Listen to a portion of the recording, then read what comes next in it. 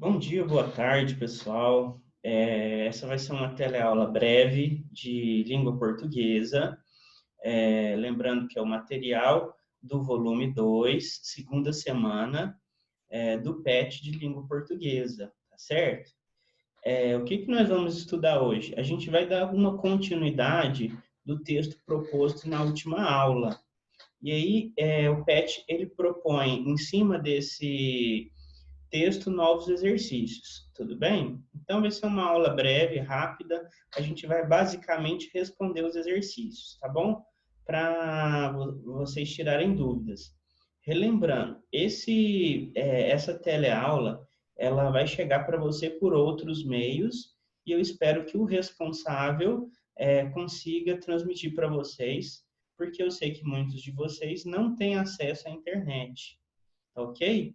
Relembrando também que o vídeo vai estar disponível na plataforma do YouTube para facilitar o acesso dos responsáveis, ok? Mesmo porque a gente tem certeza, a gente sabe que vocês alunos estão com dificuldades, né? Ou não vão ter acesso à internet. Por isso, da gente produzir esse material para vocês. E relembrando também que é importante que vocês tenham o material impresso em mãos para poder acompanhar a aula, tá ok? Então, vamos lá, vamos tirar as dúvidas, né?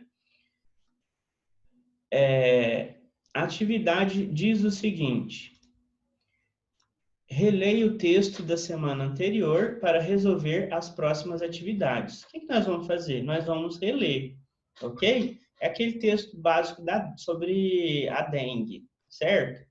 Então, vamos lá. O que posso fazer para evitar a dengue? Não existe vacina contra a dengue. Os carros, chamados fumacês, que passam pelas ruas espalhando inseticidas, não são indicados. Eles apenas matam os mosquitos adultos e, na verdade, dificilmente conseguem atingi-los. Outros métodos, como inseticidas de tomada e em aerosol ou raquetes elétricas, também prometem acabar com o transmissor da doença, mas nenhum deles consegue ser eficiente o bastante.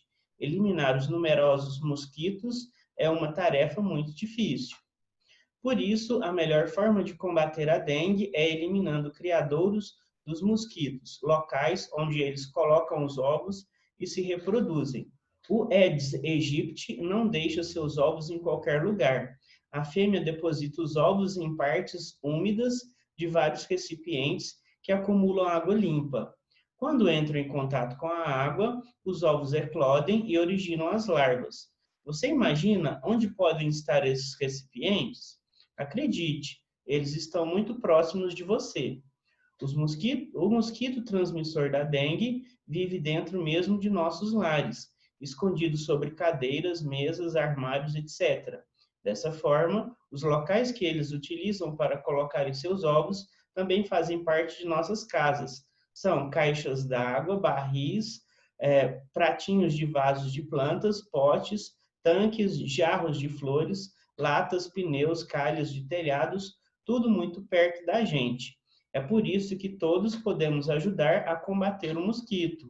Relembrando o que eu falei na última aula, que essa relação da nossa responsabilidade para combater a dengue também está relacionada com a nossa responsabilidade em combater a Covid-19. É basicamente a mesma ideia, eu fazer a minha parte. Qual que é a minha parte em relação ao mosquito da dengue? Evitar locais que podem ser criadouros para esse mosquito, ou seja, limpar o nosso quintal. Qual que é a estratégia que a gente usa para combater a Covid-19? Isolamento social, tá ok? Isso é prerrogativa da Organização Mundial da Saúde, a OMC, tá bom? Então, vamos continuar.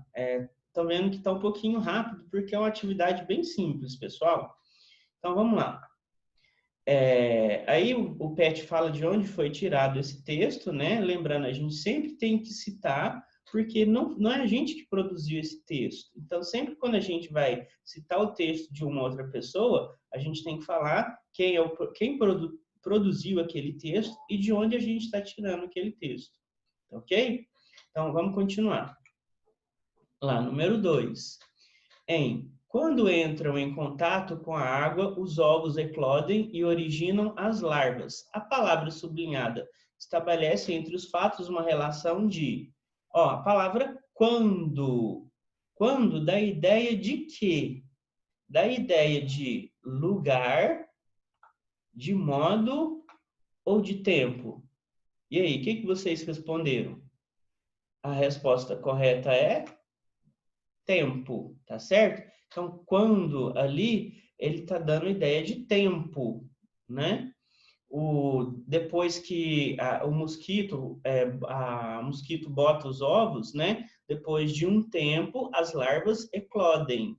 Então, esse quando pode ser entendido de depois de um tempo, tá certo? Depois de um tempo, as larvas eclodem, tá certo? Então, quando é no sentido de tempo. Número 3. Na oração, os ovos eclodem e originam as larvas. O verbo destacado poderia ser substituído por eclodem, ali está na terceira pessoa do plural, né? Eles eclodem, os ovos eclodem. Ele, na forma infinitiva, é eclodir, né? E aí a gente vai perceber o quê? Eles estão... Qual o outro verbo que eu posso substituir ali que não vai mudar o sentido? Ou seja, qual verbo seria o sinônimo daquele em destaque? Então, vamos ver. Surgem. Ó, na oração, os ovos surgem e originam as larvas, né? Vamos ver. Outra frase.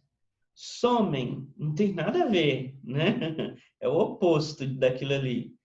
Então, ó, estouram. Não, né? Então, a que faz mais sentido aí, qual que seria? Quem respondeu? Surgem, acertou a questão, tá certo? Então, eclodir está no sentido de surgir, aparecer, tá certo? Ou seja, as larvas que eclodem, né? Os ovos eclodem e originam as larvas saem de dentro dos ovos, elas surgem, tá ok? Então, vamos lá, continuando. Número 4. Na passagem acredite, eles estão muito próximos de você, o verbo destacado foi empregado. Ó, acredite, ele está no sentido, vamos falar assim, numa forma verbal, chama de imperativo, né? Mas o que ele está querendo reforçar ali? Né? Por que ele foi usado ali? Para dar ênfase em quê? Então, vamos lá. Ó, é um alerta? É um pedido? É uma ordem, né? Ó, a gente pensa até no imperativo como uma ordem, mas o texto em si, se a gente pegar o texto em si, ele está servindo como um alerta, né? Então, a palavra está sendo empregada como um alerta. Então, você tem que cuidar da sua casa, né? Para evitar a dengue. Então, ele está te alertando, né? Ele está te alertando e falando quais os cuidados que você deve tomar exatamente para ajudar no combate à dengue. Ok? A questão número 5. Releia este fragmento do texto. Potes, tanques, jarros de flores, latas, pneus, calhas de telhados, né? Aí a gente tem reticências no começo e reticências no final. Quem não sabe o que é reticência são os 3 pontinhos, tá certo, pessoal? Quando a gente vai pegar um fragmento de um texto, mas eu não vou pegar o texto inteiro, eu vou pegar só um pedaço lá no meio da frase. O que eu tenho que fazer? Eu tenho que usar as reticências. Então, a reticências nos dois casos aí, está sendo falando para quem está lendo que esse fragmento foi tirado do texto. Só que não é o fragmento completo. Aquela frase não acaba ali, ela continua, né? Tem outras partes. Então, é uma outra estratégia que a gente tem que tomar quando a gente vai fazer uma citação de um texto. Eu não vou colocar o texto inteiro, eu tenho que colocar reticências, tá certo? Se for o começo do parágrafo do texto, eu não ponho reticências. Mas se for na metade do parágrafo, tipo assim, eu não vou continuar copiando, ou então eu peguei no meio do parágrafo, eu tenho que pôr reticências.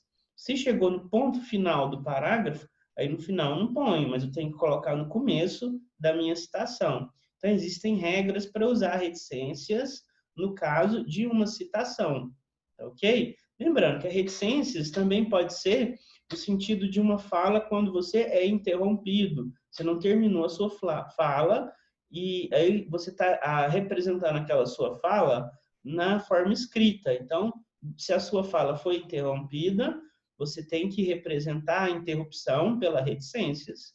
Não é o caso aqui. O caso aqui, a reticência está sendo usada porque foi feita uma citação, ok? Então, vamos ver o que ele fala ali.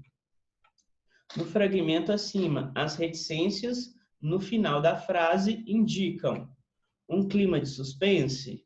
Não, né? Eu já até expliquei, a gente já sabe até qual é a resposta, né? 2. Uma citação incompleta? Olha aí, essa aí é que faz mais sentido. Mas vamos ver a outra opção. A continuação dos locais? Não, é uma interrupção, né? É uma interrupção ou uma citação incompleta. Tá ok? Então, continuando. A gente tem o número 6 para a gente encerrar. No período, é por isso que todos podemos ajudar a combater o mosquito. A expressão grifada introduz, né? Então, ó, isso aí foi tirado do último parágrafo do texto. Normalmente a gente sabe que o último parágrafo do texto, ele está fazendo o quê? Ele está concluindo uma ideia, né? Então, o por isso ali é o motivo. Por um mosquito, o motivo do mosquito estar tão perto de você, os criadores, aí ele fala das vasilhas, pratinho, caixa d'água, várias coisas. Então, por isso, ou seja, ele está concluindo uma ideia. Então, ele está falando, por isso que você tem que cuidar da dengue, é sua responsabilidade, porque os criadores podem estar perto de você. Então, ele está concluindo uma ideia, tá ok? Então, a gente vê aí as opções. A primeira é uma condição. Condição, pessoal, ela simplesmente está falando que para uma coisa acontecer, você tem que fazer outra. Por exemplo, qual é a condição? Quando a gente fala do futuro do pretérito. O futuro do pretérito é um tempo verbal que diz o seguinte: para uma determinada coisa acontecer, ela precisa de uma condição. Então, o que seria a condição? Eu falaria com você se a minha garganta não estivesse doendo. Então, qual que é a condição para eu falar com você? A minha garganta parar de doer. Então, essa que é a ideia de condição. Para uma coisa acontecer, tem que acontecer uma outra antes. Tá certo? Não é o caso ali. Tá certo? Vamos continuar. Qual outra opção que ele dá para a gente? Uma finalidade, né? Vamos pensar assim, eu faço uma coisa com um objetivo. Por exemplo, eu estudo inglês porque eu quero falar o inglês. Então, eu vou usar tal porquê, eu vou te dar um motivo, uma finalidade. Qual é o motivo de eu estudar inglês?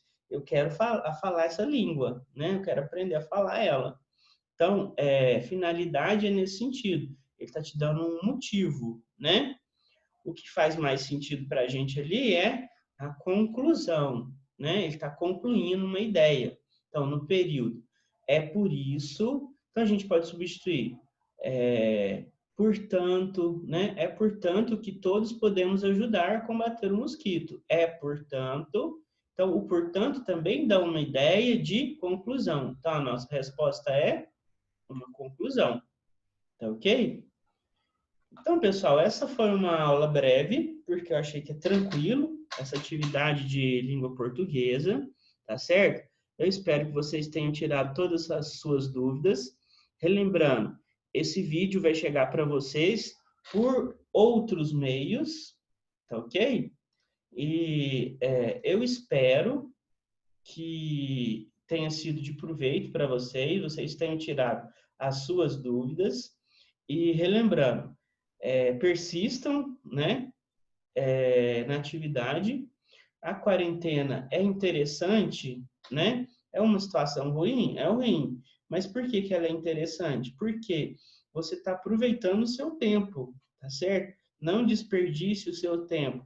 Persista nos estudos, tá ok? Vocês fiquem com Deus e continuem os estudos. Bons estudos para vocês, ok?